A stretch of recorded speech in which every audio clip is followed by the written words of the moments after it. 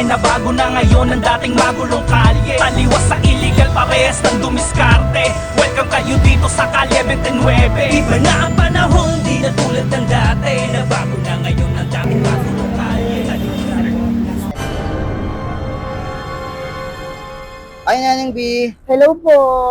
Neneng B, ikaw ba talaga yan? Yes, ako na ako. Nening Bading. Neneng Bading. Yeah. Bading. Neneng Bading. Grabe, tuloy-tuloy na yata yung pagbuo sa'yo ng blessing. May bago ka na namang store. Ano naman yung mga bagong tinda mo dito, Neneng B? Ano lang po, bulldog po.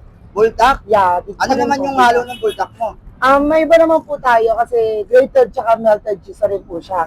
Binabaan natin yung presyo.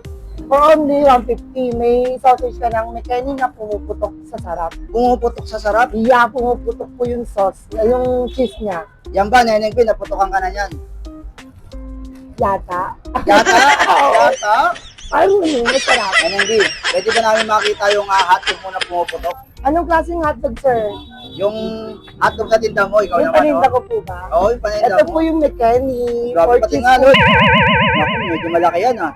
Yeah, malaking malaki.